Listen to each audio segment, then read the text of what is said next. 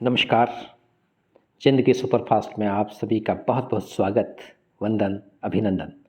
मैं मंगल स्वरूप उपस्थित हूँ आज एक और कहानी के साथ। कहानी का शीर्षक है मनुष्य का परम धर्म और इस कहानी को लिखा है मुंशी प्रेमचंद जी ने। तो सुनते हैं मुंशी जी ने मनुष्य का परम धर्म किसे बताया है। होली का दिन है। लड्डू के भक्त और रसगुल्ले के प्रेमी पंडित मोटेराम शास्त्री अपने आंगन में एक टूटी खाट पर सिर झुकाए चिंता और शोक की मूर्ति बने बैठे हैं। उनकी सहधर्मिणी उनके निकट बैठी हुई उनकी ओर सच्ची संवेदना की दृष्टि से ताक रही हैं और अपनी मृदुवाणी से पति की चिंताग्नि को शांत करने की चेष्टा कर रही हैं। पंडित जी बहुत देर तक चिंता में डूबे रहने के पश्चात उदासीन भाव से बोले, नसीबा ससुरा न जाने कहाँ जाकर सो गया, होली के दिन भी न जागा। पंडिताइन बोली, दिन ही बुरे आ गए हैं।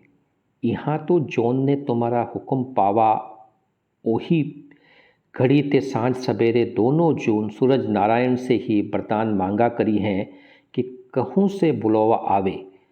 सैकड़न दिया तुलसी माई का चढ़ावा, मुदा सब सोए गए, गाड़ परे को काम नहीं आवत है। पंडित मोटेराम बोले, कुछ नहीं, ये देवी देवता सब नाम के हैं। हमारे बखत पर काम आवे तब हम जाने कि कोई देवी देवता हैं। सेंत मेंत में मालपुआ और हलवा खाने वाले तो बहुत हैं। पंडिताइन बोली, का शहर भर माँ अब कोई भलमनई नहीं रहा, सब मरी गए। पंडित मोटेराम बोले, सब मर गए बल्कि सड़ गए। 10-5 हैं तो साल भर में 2-1 बार जीते हैं। वह भी बहुत हिम्मत की तो रुपए की 3 सेर मिठाई खिला दिया। मेरा बस चलता तो इन सबों को सीधा काला पानी भिजवा देता। यह सब इसी आर्य समाज की करनी है।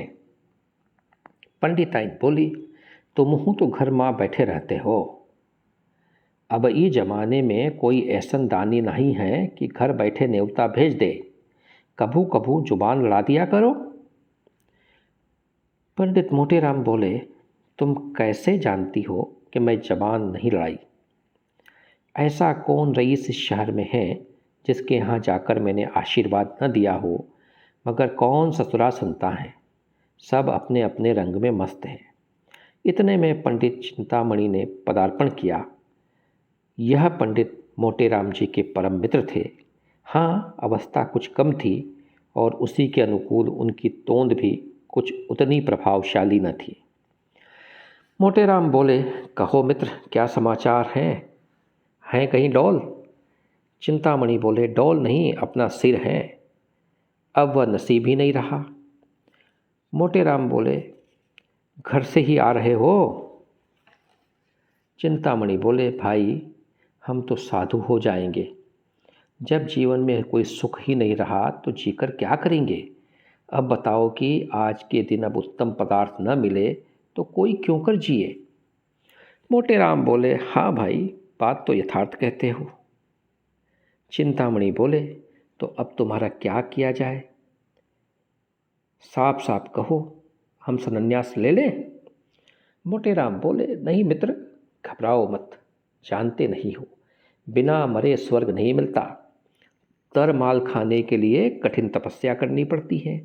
हमारी राय है कि चलो इसी समय गंगा तट पर चलें और वहाँ व्याख्यान दें। कौन जाने किसी सज्जन की आत्मा जागृत हो जाए। चिंतामणि बोले, हाँ, बात तो अच्छी है, चलो चले। दोनों सज्जन उठकर गंगा जी की ओर चले। प्रातःकाल था। सहस्त्रों मनुष्य स्नान कर रहे थे। कोई पाठ करता था। कितने ही लोग पंडों की चौकियों पर बैठे तिलक लगा रहे थे। कोई कोई तो गीली धोती ही पहने घर जा रहे थे।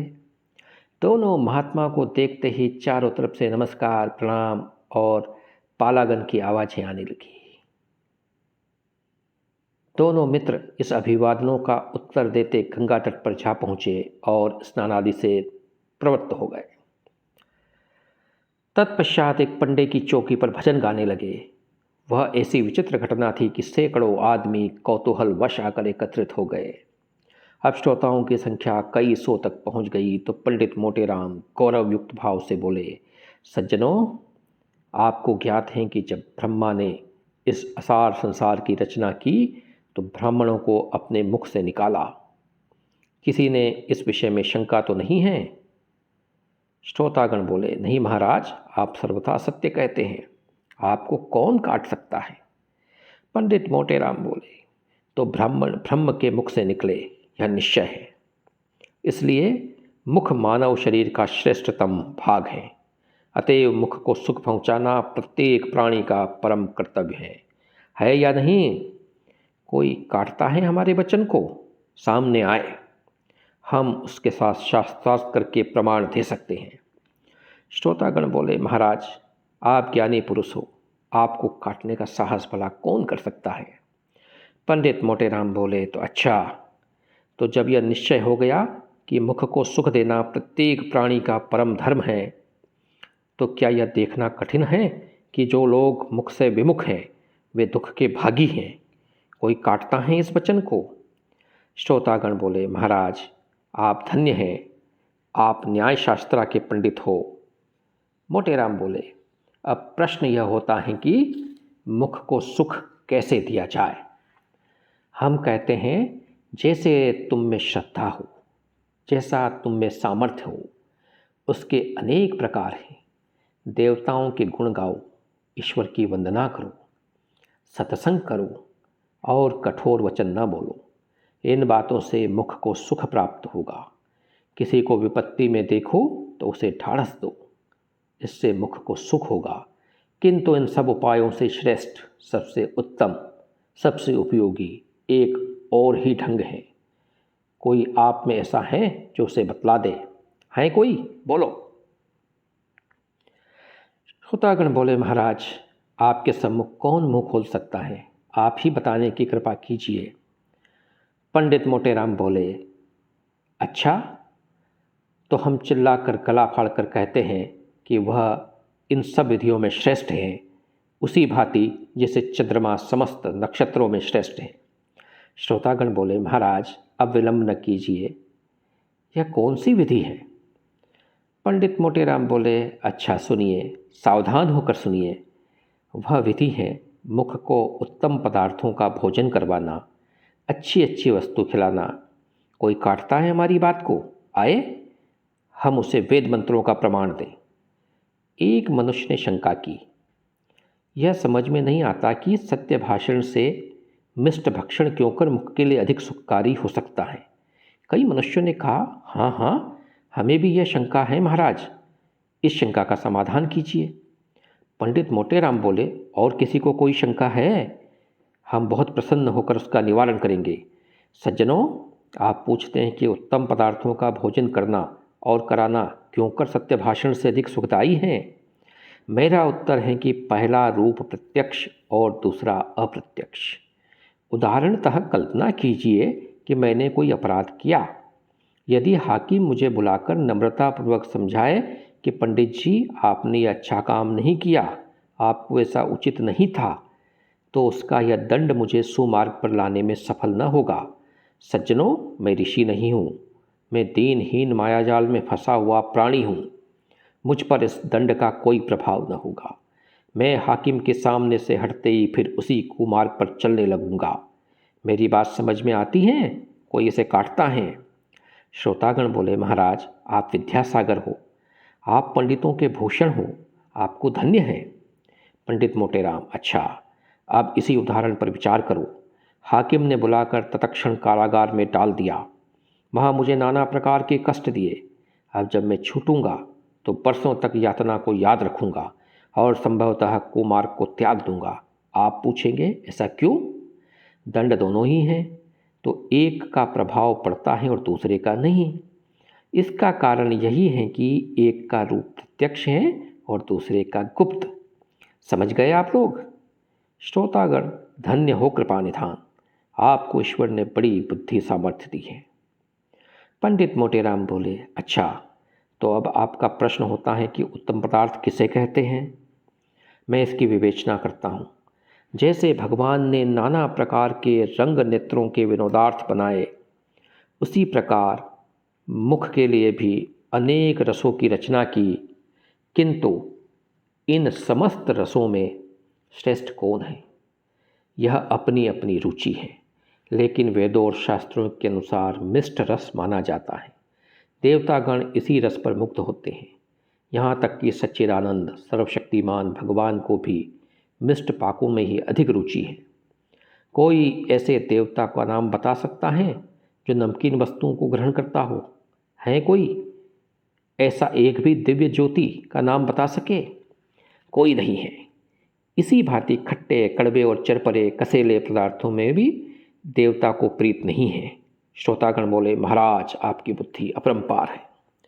पंडित मोटेराम बोले, यह तो सिद्ध हो गया कि मीठे पदार्थ सब पदार्थों में श्रेष्ठ है। अब आपका पुनः प्रश्न होता है कि क्या समग्र मीठी वस्तुओं से मुख को समान आनंद प्राप्त होता है? यदि मैं कह दूं हाँ, तो आप चिल्ला उठेंगे कि पंडित जी तुम तो बावले हो। इसलिए मैं कहूँगा नहीं, और बारंबार कहूँगा नहीं। सब मीठे पदार्थ समान रोचकता नहीं रखते। गुड़ और चीनी में बहुत भेद है। इसलिए मुख को सुख देने के लिए हमारा परम कर्तव्य है कि हम उत्तम से उत्तम मिष्ट पाकों का सेवन करें और कराएं।